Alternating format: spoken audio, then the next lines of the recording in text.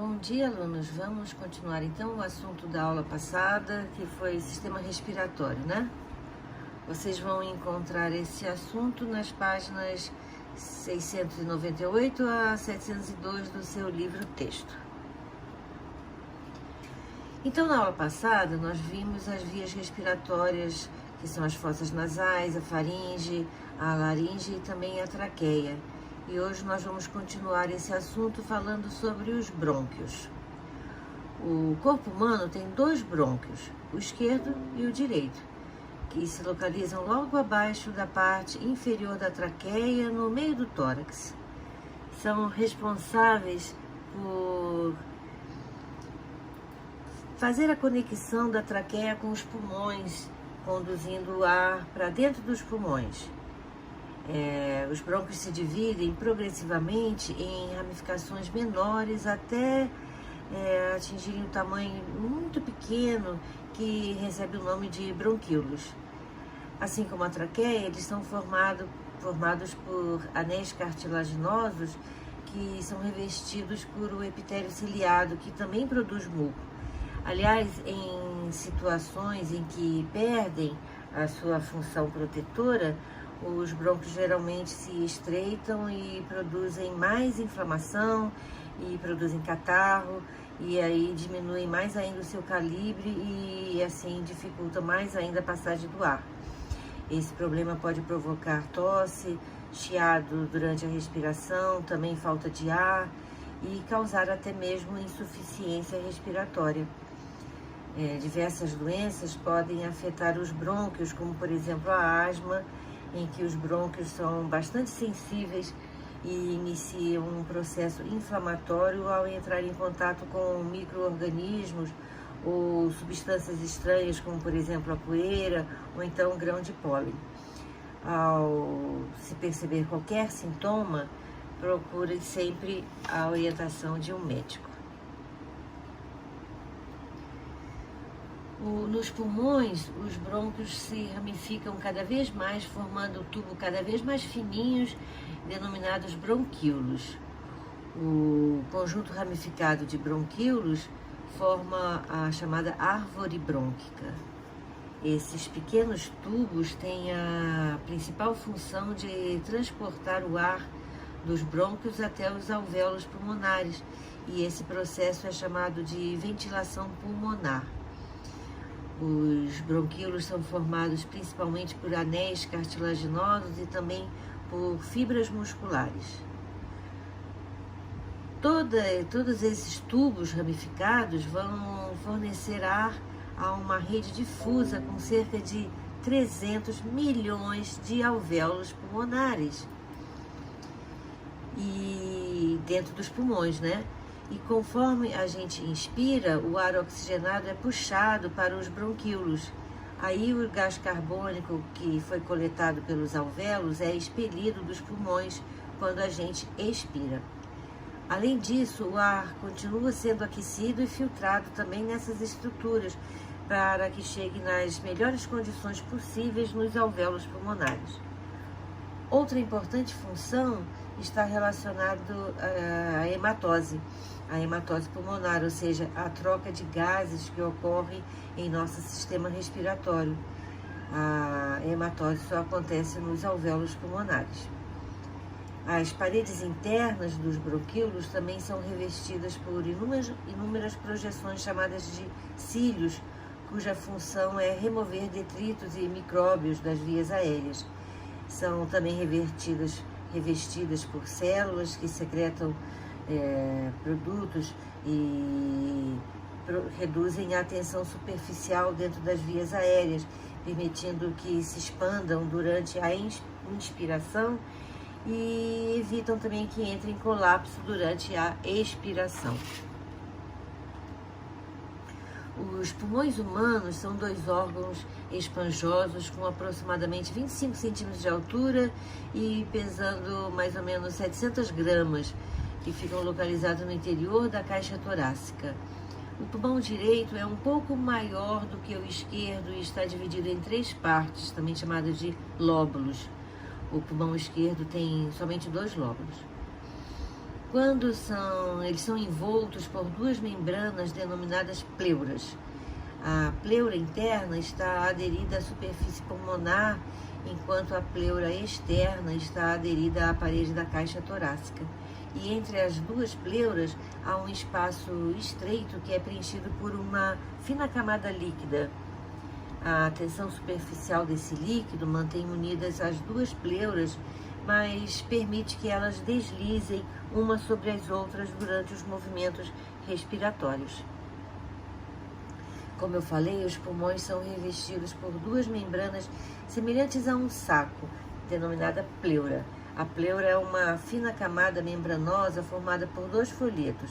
A pleura parietal, que cobre a parte externa, e a pleura visceral, que faz a cobertura interna dos pulmões. Entre as duas há um espaço laminar denominado de cavidade pleural, que contém uma pequena quantidade de líquido que é lubrificante, que é secretado pelas túnicas, pelas próprias pleuras.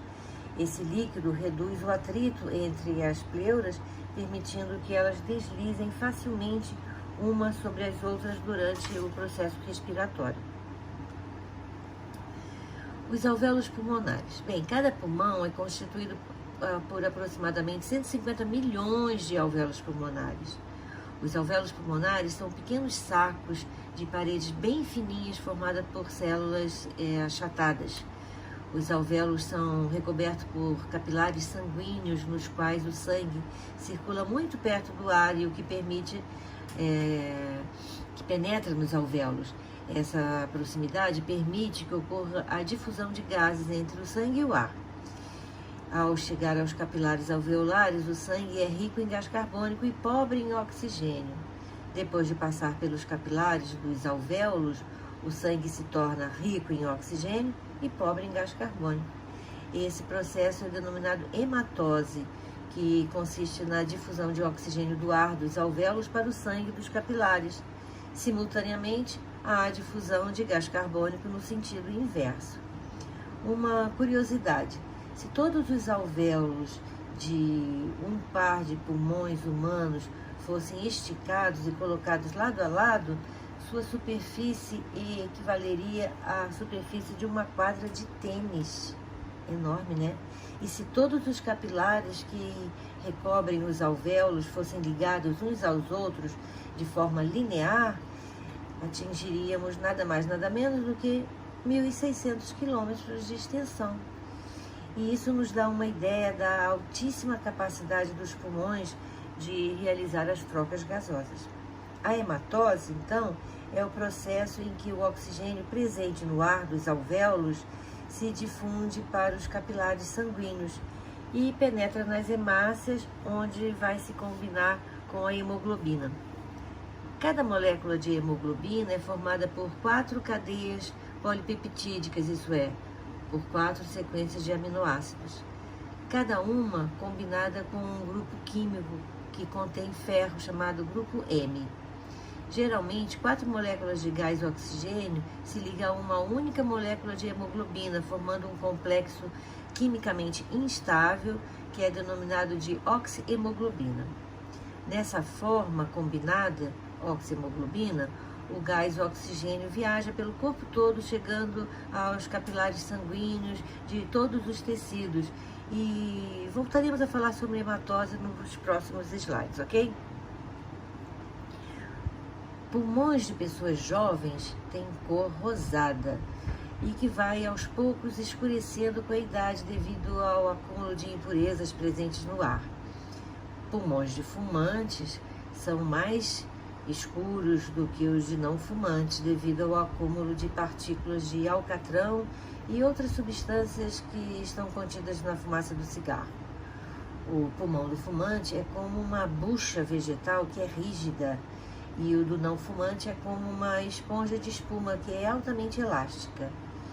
No entanto, depois que o indivíduo para de fumar, são essas células que crescem nos pulmões em substituição às células danificadas. Acredita-se que até 40% das células das pessoas que tenham abandonado o cigarro se assemelhavam às das que nunca tinham fumado. Novos estudos mostram que a mudança de hábitos pode trazer muito mais benefícios do que apenas causar menos danos aos pulmões.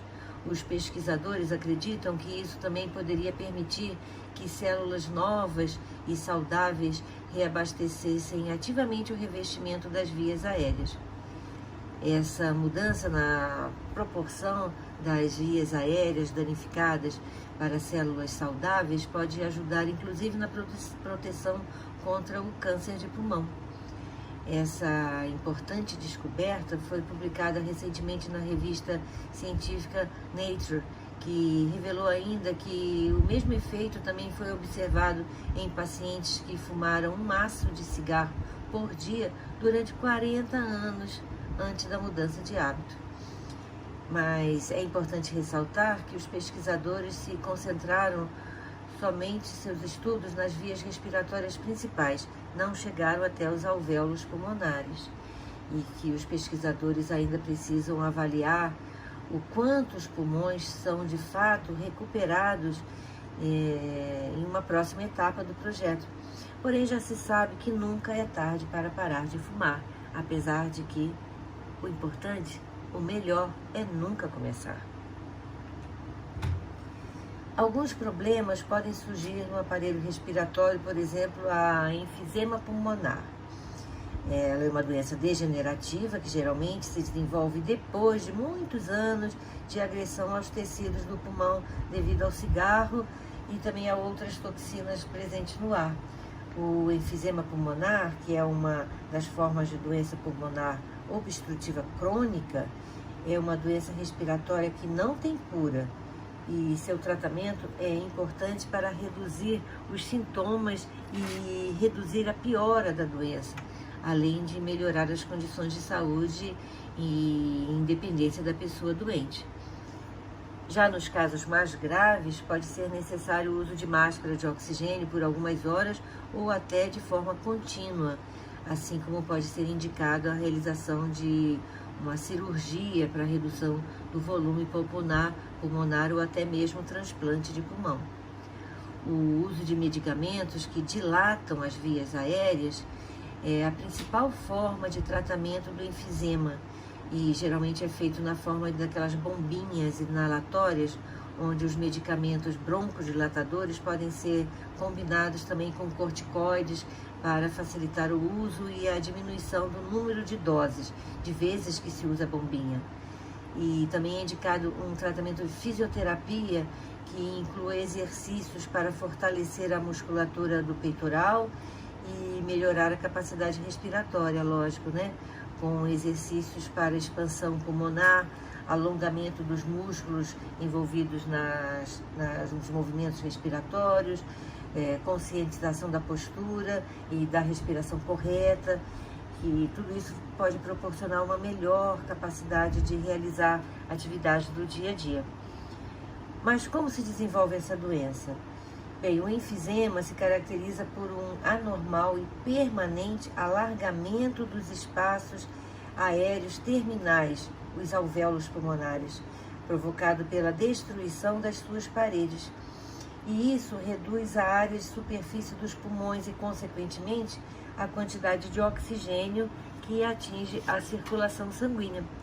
Além disso, essas características conduzem à perda da retração elástica pulmonar. E isso causa obstrução do fluxo de ar nos pulmões e, de forma progressiva, o doente, chamado enfisematoso, vai agravando a sua dispneia, que é a falta de ar, à medida que a doença vai evoluindo. É uma doença que tem um risco genético, não é contagiosa e pode levar à morte. Outro problema que pode afetar o sistema respiratório é a pneumonia. Nesse caso, a inflamação nos alvéolos pulmonares, que podem ficar cheios de líquido e também de pus. Ela pode ser fatal para bebês, para crianças e também para pessoas com mais de 65 anos. A propagação pode se dar por gotículas respiratórias no ar, por tosse e também pelo espirro. e requer diagnóstico médico, e o tratamento vai depender do agente causador, que pode ser uma bactéria ou um vírus ou também um fungo, ou ainda por inalação de produtos tóxicos. A pneumonia pode ser adquirida pelo ar, pela saliva, por secreções, também por transfusões de sangue, ou no caso do inverno, também por mudanças bruscas de temperatura. Dentre as pessoas acometidas pelo Covid-19, 20% dos casos acabam precisando de internação porque desenvolvem sintomas de moderados a graves. E em casos de Covid, qualquer sintoma, mesmo que leve, de falta de ar, procure imediatamente um médico. Mas muitas vezes é necessário se fazer uma intubação. A intubação possibilita uma respiração artificial para o doente, né? E nós já falamos sobre isso na aula passada, lembram? Também temos o caso de rinite e de sinusite. A rinite se caracteriza por inflamação da mucosa do nariz e pode causar nariz entupido, redução no sentido do olfato, produção de secreção nasal, e também pode causar espirro, coceira no nariz e coriza. Já a rinite é uma inflamação nos seios da face, que são as cavidades existentes nos ossos da face. E ela pode causar dor na face, produção de secreção no nariz, pode causar tosse, pode causar febre e também dor na região da testa e entre os olhos. Outra doença é a asma. A asma é uma doença que se caracteriza pela diminuição do calibre dos brônquios e pode ter diversas causas, como alergias, por exemplo. Porém, existe um forte componente emocional no desencadeamento da crise asmática decorrente da contração espasmódica da musculatura lisa dos brônquios. A mucosa que reveste internamente esses condutores respiratórios se incha e passa a produzir mais secreção, o que contribui ainda mais para a diminuição do seu calibre. E essa obstrução pode causar sufocamento parcial com o aumento do esforço respiratório, o que prejudica a oxigenação do sangue. E em muitos casos graves pode ocorrer cianose, que é a coloração azul da pele provocada pelo acúmulo de gás carbônico no sangue. A asma causa tosse seca, um chiado no peito ao respirar, dificuldade para respirar, uma respiração rápida e curta, causa um desconforto torácico e também causa ansiedade, e que vai piorar a asma. Os sintomas pioram à noite e também nas primeiras horas da manhã, ou quando de exercícios físicos e quando da exposição a agentes alergênicos, a poluição ambiental e mudanças climáticas também. Estima-se no Brasil existam aproximadamente 20 milhões de pessoas que sofrem com asma. A asma não tem cura, mas tem um tratamento adequado, e com o tratamento adequado os sintomas podem melhorar e até mesmo desaparecer ao longo do tempo. Por isso é fundamental fazer o acompanhamento médico correto e constante. A maioria das pessoas com asma pode levar uma vida absolutamente normal.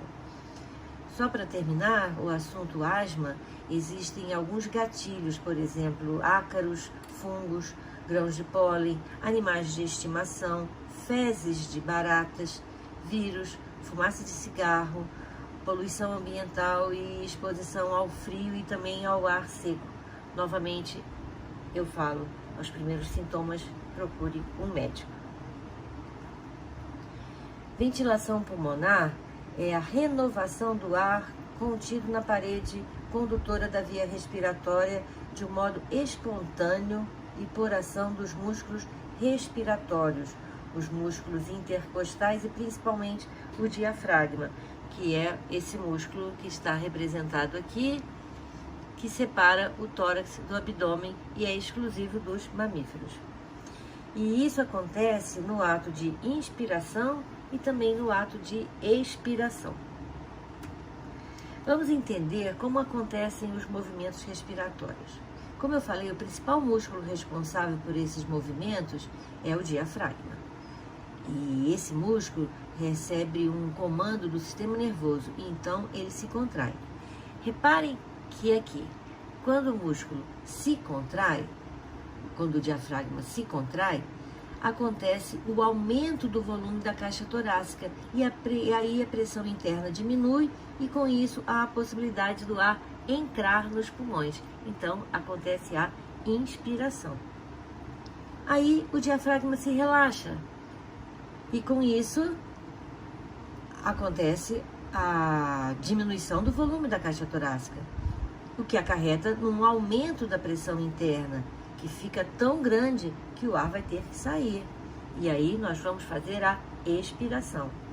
Então, nós concluímos que os movimentos respiratórios de inspiração e expiração são consequências dos movimentos dos músculos respiratórios e não a causa. E como é que nós provamos isso? Certamente vocês já passaram por isso ou já viram alguém passar quando se leva uma pancada muito forte na altura do diafragma, que algumas pessoas chamam de, entre aspas, boca do estômago, né? E o que acontece? A pessoa fica sem ar. E por que isso aconteceu? Porque, nesse caso, o diafragma, quando recebeu uma pancada, ele se contraiu, ele parou de se movimentar. Como qualquer músculo que se contrai depois de um choque mecânico, né? Aí, alunos, nem com muita vontade, nem com muita força, a pessoa vai conseguir alterar esse estado de contração. O diafragma terá que relaxar e isso é involuntário. E só quando o diafragma relaxar é que a pessoa poderá voltar a respirar novamente. Isso também acontece quando a pessoa cai de costas com muita força, fazendo os músculos intercostais pararem os movimentos respiratórios. Numa luta, por exemplo, se o lutador receber um golpe muito forte nessa área, a luta simplesmente pode acabar, porque esse lutador ficará alguns momentos totalmente sem conseguir respirar, totalmente sem ar. Por exemplo, na capoeira tem um golpe denominado ponteira, que é um chute frontal que pode ser na boca do estômago, isso é, na região do diafragma. Nas décadas de 1980 e 1990, quando a capoeira estava numa época muito violenta, alguns praticantes chegaram a óbito após receberem esse tipo de golpe. Então, alunos, muito cuidado com essas brincadeirinhas de lutinha quando vocês não têm preparação de um profissional. Então, resumindo, a inspiração é possível quando a pressão alveolar é menor, do que a pressão do ar atmosférico. E a expiração só pode acontecer quando a pressão dentro do alvéolo pulmonar é maior do que a pressão do ar atmosférico. Cada movimento respiratório é composto por uma inspiração e uma expiração com a entrada e saída de ar e aproximadamente 0,5 litros de ar nos pulmões. O volume máximo de ar que pode ser inalado e exalado em uma respiração forçada é denominada capacidade vital. E é mais ou menos em torno de 4 a 5 litros para uma pessoa jovem e saudável. E mesmo quando nós forçamos uma expiração, ainda fica ar nos pulmões, que é chamado ar residual, que é cerca de 1,5 litros de ar. E isso acontece para evitar que os alvéolos se colapsem, se colem. E mais de 10 mil litros de ar entram e saem diariamente do nosso pulmão. E nesse período os pulmões absorvem mais ou menos de 450 a 500 litros de oxigênio e expelem cerca de 400 a 450 litros de gás carbônico. Então vejam os movimentos respiratórios.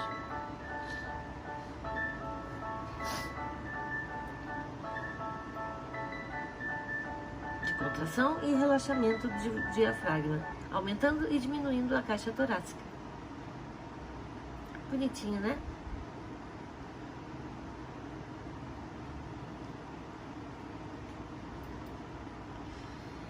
Nessa tabela, nós vemos a composição gasosa do ar inspirado e do ar expirado por uma pessoa. vejam que tem 79% de nitrogênio no ar inspirado e também 79% de nitrogênio no ar expirado. E isso a gente conclui que nós não absorvemos o nitrogênio atmosférico quando nós inspiramos. E vejam também que o ar inspirado tem 20,9% de oxigênio e 14% no ar expirado, que nos leva a concluir que nós absorvemos uma certa quantidade de oxigênio quando nós inspiramos. E por fim, o gás carbônico, que no ar inspirado está presente em 0,03% e no ar expirado em 5,6%, e podemos concluir então que nós produzimos gás carbônico na nossa respiração. Em repouso, nossa frequência respiratória, isso é, o número de movimentos respiratórios que nós fazemos por minuto, é de 12 a 15 vezes. E isso até certo ponto, é voluntário. E o que significa isso? Que nós não controlamos totalmente os movimentos respiratórios. Nós podemos parar de respirar durante um certo tempo ou aumentar os movimentos respiratórios por vontade própria. Podemos. Entretanto, o sistema nervoso exerce sobre os movimentos respiratórios um controle que é involuntário, isso é, independente da nossa vontade. Depois de nós prendermos a respiração por algum tempo, nós somos forçados a voltar a respirar, mesmo contra a nossa vontade. E por que isso acontece? Porque os movimentos respiratórios são controlados pelo sistema nervoso. Os centros nervosos que controlam a respiração se localizam no bulbo encefálico e também na medula espinhal. Em condições de repouso, o nosso sistema nervoso produz aproximadamente a cada 5 segundos impulsos nervosos que estimulam a contração da musculatura torácica e também do diafragma, e nos fazendo voltar a respirar. Quando nos exercitamos, as células musculares aumentam a taxa de respiração celular e assim liberam mais gás carbônico. E aí esse gás se combina com a água e origina o ácido carbônico, e o que torna o sangue mais ácido. E o aumento da acidez sanguínea é detectado pelo sistema nervoso, que aumenta a estimulação dos músculos respiratórios com o aumento da frequência respiratória. Então, também se houver diminuição por um longo tempo de concentração de oxigênio no sangue, a frequência respiratória também vai aumentar. Essa diminuição de oxigênio é detectada por receptores químicos localizados nas paredes das artérias carótidas, que mandam mensagens para o sistema nervoso e assim elevando a frequência respiratória. O fenômeno que ocorre a nível de alvéolos pulmonares e consiste na passagem de oxigênio dos alvéolos para o sangue e passagem de gás carbônico do sangue para os alvéolos, transformando o sangue venoso, que chega aos capilares dos alvéolos, em sangue arterial, que vai deixar os alvéolos em direção ao coração, é chamado de hematose, como nós já falamos. E como acontece o transporte de oxigênio pelo sangue arterial? Bem, estima-se que haja mais ou menos 250 milhões de moléculas de hemoglobina em cada hemácia. Portanto, cada uma dessas células transporta nada mais, nada menos que 1 bilhão de moléculas de oxigênio na forma de oxihemoglobina. Nos tecidos, o oxigênio se dissocia da hemoglobina e se difunde no fluido intercelular. Aí as células absorvem o oxigênio e vão utilizá-lo na respiração celular, que acontece nas mitocôndrias. A oxihemoglobina é, portanto, um composto muito instável e de fácil dissociação, portanto. E o transporte de CO2, como é que acontece? As moléculas de gás carbônico originadas na respiração celular se difundem também para o líquido que banha as células e aí são absorvidas pelos capilares sanguíneos. Mais ou menos de 5 a 7% do gás carbônico permanece dissolvido no plasma.